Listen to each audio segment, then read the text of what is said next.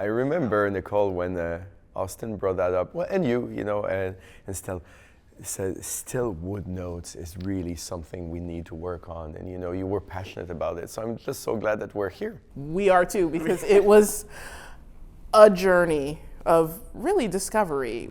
Wood Notes is a really incredible piece. The version that we hear performed a lot today is written for chamber orchestra and is 4 movements long. But through consultation with Judy, Still's daughter, she was telling us that Still originally wrote this to be a 5-movement suite for a much larger orchestra.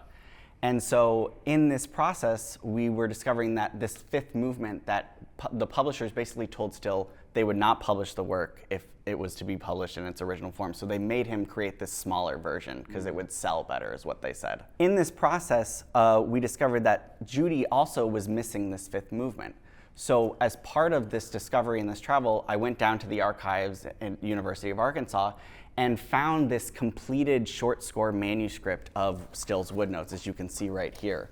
And so in this version, Still has incredibly detailed orchestration notes, harmonies, red pen edits. And in this score as well, too, I've discovered the missing 5th movement of the original piece called Theophany. Still really kind of created this movement to be the climax of the entire suite. So it really is this moment of rejoice and of nature and of celebrating God in Still's music. When I discovered this missing 5th movement, it was kind of the first piece of tangible evidence that showed to me that it did survive and that we would possibly be able to restore this to its original intent.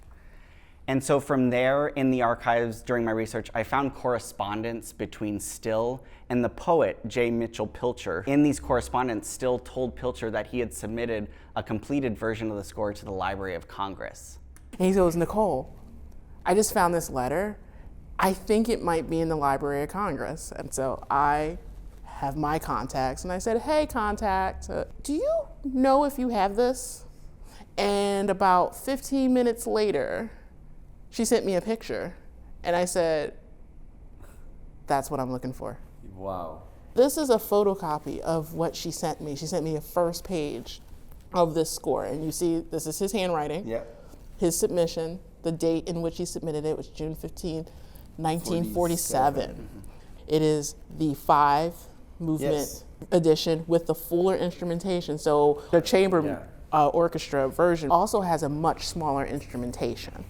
This is the full orchestra instrumentation, and each movement has the poems. I feel like his attachment to make sure that these poems would be the program notes, right? So that means that it seems to be a priority of William Grant Still to have an audience knowing what it's about. You know, just not trying to pretend that it's something that, oh, I'm not saying what it is, you have to figure it out. He just wanted his music to be understood. And you know, it was so interesting in the correspondence between Still and Pilcher. Still actively talked about how he wanted the music to highlight and emulate the poems itself, and to be a way not to try and retell the story of the poem, but to emphasize the poem. And so he talked about how he wanted the audience to be reading these poems while listening to the music as a way of highlighting. Yes, I see what you mean. The symphonic music of this will bring something more to the poem. Yeah.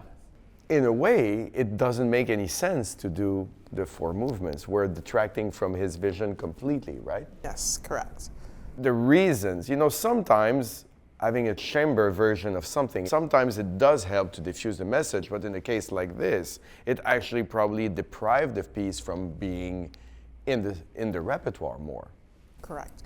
I definitely agree with that, and it is in line with what Judy shared with Austin, which is, you know, this is the version that her father wanted the world to hear. Mm-hmm. So it's been an honor for me to partner with Austin to really bring this work into our lexicon and have you be at the helm of bringing this to the world. And we are so proud to be that vehicle, because this is why we do it. We all have different skills here, but it all works together for the whole, being stewards for our ensemble, for our city, for music in and of itself, and There's room for everybody, right? There's room for Beethoven, there's room for Brahms, there's room for Still. Exactly. Hopefully, through this piece, even more people are going to get excited about William Grant Still, and then eventually, after performing with notes, would go and undertake the symphonies, you know? They can do the opposite, but I believe that this might be an entry point for many orchestras, and that's why it's so important to do what we're doing. Yes. I just hope that the world is going to be as enthusiastic about Still as we are.